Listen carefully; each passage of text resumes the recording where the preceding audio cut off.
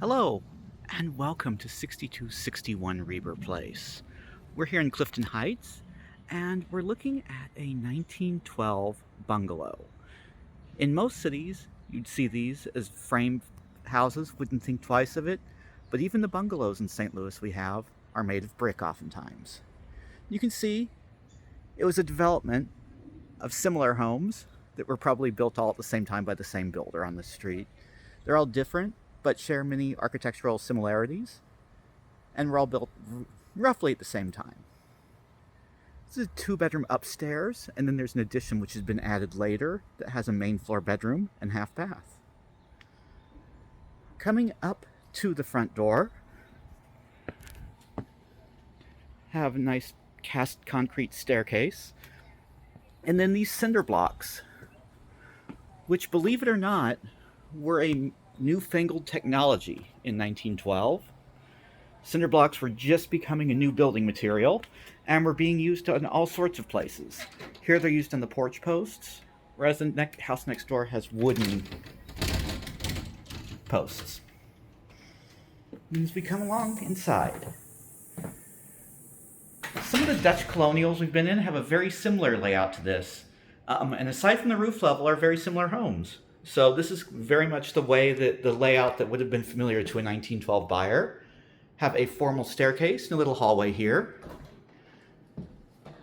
And then an archway leading into the living room. Backing up, you can see the hallway here. And this may, and you can see the transom above the window. I would believe that at one time this hallway went through into the kitchen, but the kitchens used to have more doors and entries than places to put cabinets, so oftentimes those are sacrificed for the sake of convenience. Coming to the living room, we do have a fireplace, decorative right now, obviously. Good sized living room here. And then this does open into the dining room. Looking at the thickness of this wall, there is a chance that this originally was built with pocket doors that were removed when they fell out of fashion. And the dining room in this house is one of the key features. A built-in china cabinet. I'm not sure if that's original to the 1900s, but it's definitely, or to 1912, but it's definitely older based on the hardware. And then we do have a bay window here. Obviously the glass has been updated. Opens through to the kitchen. And this is what I was talking about when looking at the kitchen.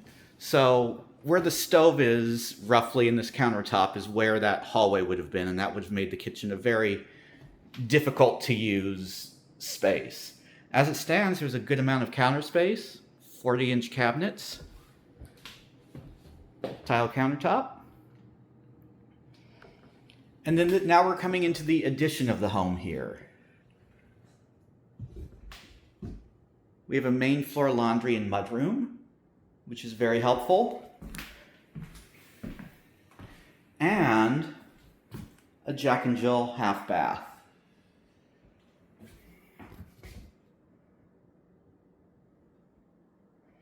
Which walks through to the main floor bedroom.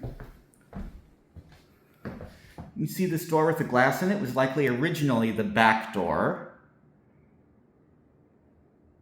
and would have had probably a screen door on it as well, which you don't need going into a bedroom. Floors in here are laminate throughout on this floor, aside from the granite in the bathroom and vinyl in the mudroom. Then we come outside to a backyard, nicely shaded. The rear of that is extension. And we do have a cinder block 2-car garage.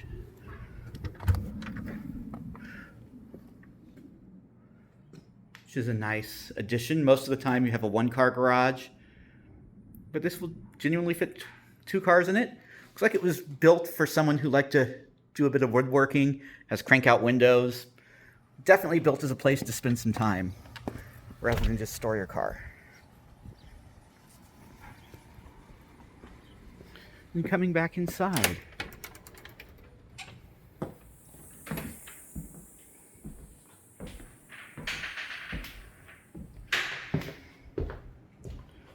We do have the upstairs as well.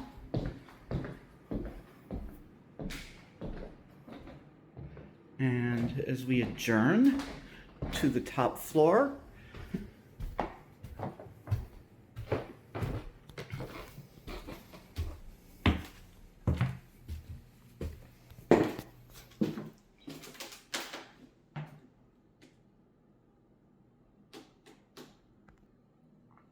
notice that we're in a little bit of a dormer here for that staircase. The upstairs does have its original wood flooring as well. Really brightens it up. And then we have the 2 bedrooms here with lots of closet space under the sloping roof.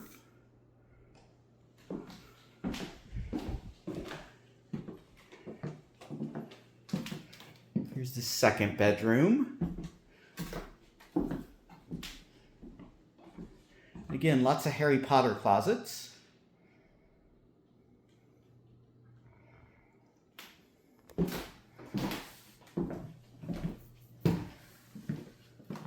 And then we have a newly redone bathroom, which has a number of interesting touches to it. This green tile looks great. And then we have looks like it's a cedar wood roof up there. Don't quote me on the tree species. Toilet and vanity here. Definitely gives a lot of sparkle to a bathroom. It's one of the nice things about smaller bathrooms is that you can really put some extra work into them and they really shine without breaking the bank the way it will do in a much larger space. We're going to end back down here. And I hope you've enjoyed the tour. Thank you very much for watching. And please remember to like and subscribe. Thank you.